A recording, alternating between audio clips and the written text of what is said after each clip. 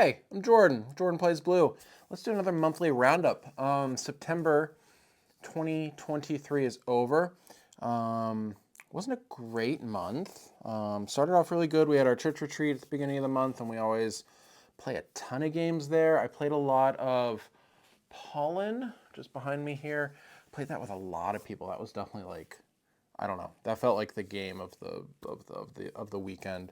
A lot of people kept walking past and just wanted to see and talk about how pretty it was and see how it played. And it's just so light. I was able to teach it to a ton of people. I also got to play a game of Earth, which is awesome. That's still one of my favorites this year. I think if anything else stood out, yeah, actually a couple of games I'm talking about tonight I played there, so that was fun. Week or two after that, yeah, the rest of the month wasn't so great. I had some stuff happen at work that was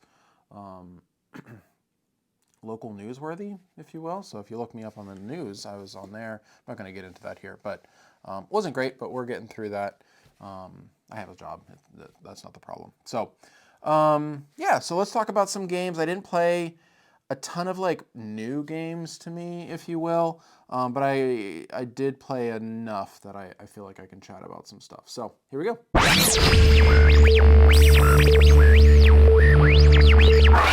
so following up from the previous month, I talked about a bunch of the all play little box games. Last time I talked about Chomp and Mindspace, I believe, and so let's talk about another one. This is Sail. Sail is probably the one I was most interested in going into like backing the Kickstarter because it's a two-player only trick-taking game, and I really enjoy trick-taking games. I think two-player only ones are really interesting, and this one was also cooperative, which is another kind of layer to that type of game. And in Sail, you are pirates working together, playing cards in order to navigate your ship along this board and avoid the Kraken. The Kraken can also attack you periodically. And so depending on the cards you play, they're going to have different symbols on them, and you need to match, like, you have to have different sets of symbols in order to take different actions, moving the ship in different directions, or maybe attack the Kraken, keep your life points up, that kind of thing. I was able to, I played this with a couple folks that don't like trick-taking games, and it went over pretty well. My daughter May was not a huge fan of it.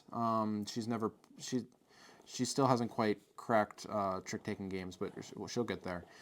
Some other friends of mine thought it was super cool and engaging. So I fall on the side of thinking this game's really cool. I think it has such a clever system to it. This is definitely one that I'm going to be hanging on to and hopefully playing it more. My wife is not a huge fan of trick-taking games, so I probably won't be playing it a ton with her, but hopefully other people will play it with me. We'll see. I think I will say the biggest issue with this game is the colors of the cards.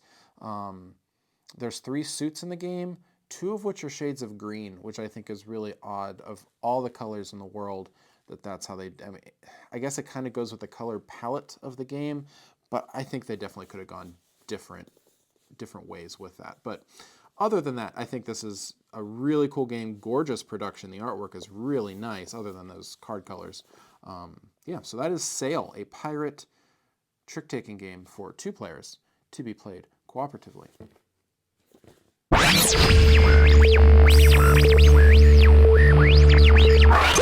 and the other all-play game. So I've now talked about all 4, and I think they're all wonderful games. This is Couture. This is the one I knew the least about going into it. I knew Sail had that whole 2-player trick-taking thing going. I knew Mindspace was going to be a roll and write game. Those kind of feel, comfortable for me. Nothing too crazy there. Chomp. I had actually demoed Chomp before the Kickstarter happens at a convention, so I knew what that one was going to be about. Couture was the one I knew least about. This is a Japanese game about fashion and auctions. This is a blind auction game, simultaneous auction game, where you all have hands of cards, and you are kind of programming your hand to do 3 simultaneous auctions, and you are all going to reveal what your bids for each of those 3 auctions on the table is at the same time. Whoever bids the highest gets first dibs on the cards in that row, and you're collecting sets of cards. You're also upgrading the cards in your hand, so you have a little bit of like a Nidavellir type thing where you're upgrading the bidding power that you have. And it works really smoothly. This game feels very odd because it does feel so different than to other auction games and just other kind of little card games. I mean, all the way down to like the look is very unique, but also the cadence and the kind of the gameplay feels really unusual at times, but I think it really works. And I think a lot of people that I've played this with have found it to be really clever. So that's Couture. I really enjoyed this one. I think this one might end up being my favorite of all of the 4 games in this line, but it's also maybe the weirdest one. So I'm not sure if that has something to do with it, but I do think Couture is really cool. So that is Couture from I'll Play.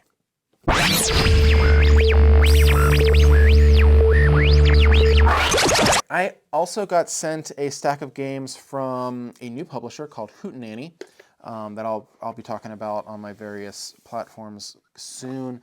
This is the one I think I've played this one the most, so I'm going to talk about this one first and save the other ones for later.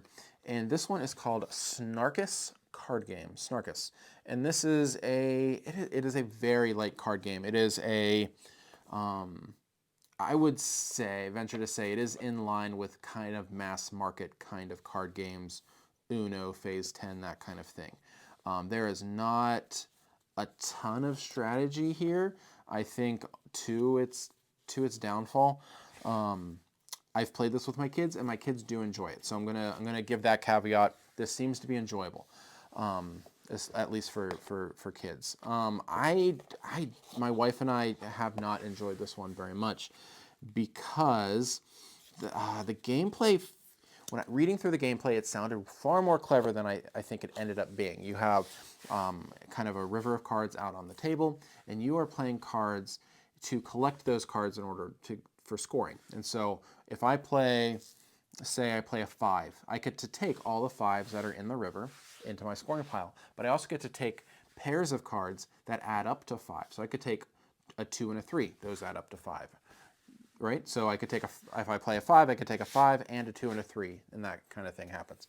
If I'm able to remove all the cards from the middle of the table, I get an extra scoring gem, a Snarkas gem, which is worth 10 points. Also, some of the cards give you points as well.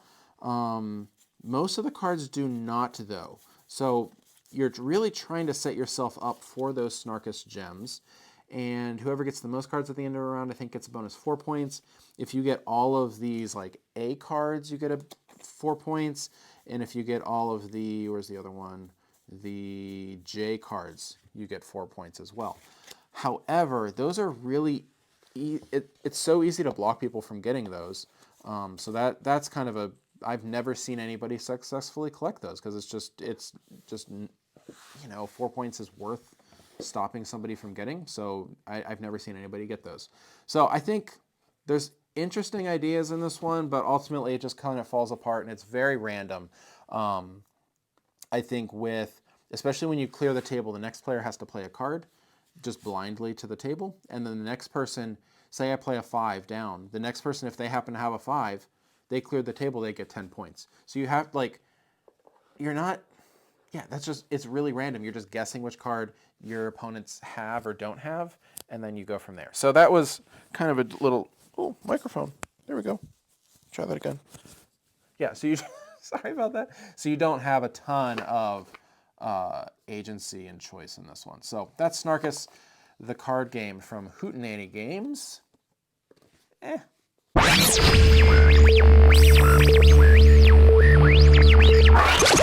And one of the best games I played this month, I was at a game night with some friends and was talking to them about what games that they have enjoyed this year. And this one came up, two buddies of mine that definitely play more games than I do. Both listed this one as one of their favorites of the year. So I needed to try it out, and one of them let me borrow a copy. So this is In the Footsteps of Darwin. This is one of the Darwin games to come out this year.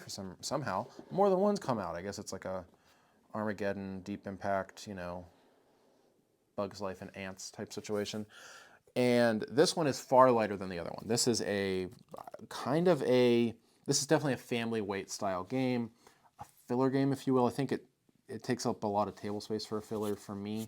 But it is a game where you're going to have this grid of tiles out in the middle of the table, and you are working for Darwin to do research on these animals, and you're collecting sets of animals based off of like type of animal, so like lizards, birds, mammals, that type of thing, but also continent in which they are found. And depending on the rows and columns that you put them in, you're going to be able to complete those and then publish research for points. You get to also just kind of, you just score points for collecting certain animals. It is a very light game, and it feels like, as I just described it, that it doesn't sound super compelling, but the gameplay is just so smooth and so elegant. The way that, the Beagle, that ship that, Darwin sailed in, is in a row or a column. You take one of those in the row or column, depending on if you took the first, second, or third one. You then move the Beagle 1, 2, or 3 spaces, and then you put it on the spot on your board that matches that. And if you stack them, like you can put a tile on top of another tile. If it is like a mammal from North America, if I take a second mammal from North America, you stack them, and then I get to get another scoring objective. So even though you're kind of covering over something that that you might want, you're also getting additional bonus points at the end of the game. So it is a very smooth game, very elegant in how it looks, but also how it plays. So in the Footsteps of Darwin, wouldn't be surprised if this one makes it on my favorite games of the year, because I think this one just really sings.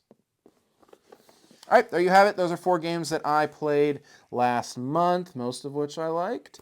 I'll come back in a couple weeks with some more games. I recently had a birthday, and I got a ton of board games that hopefully I'll have played by then. So we'll see.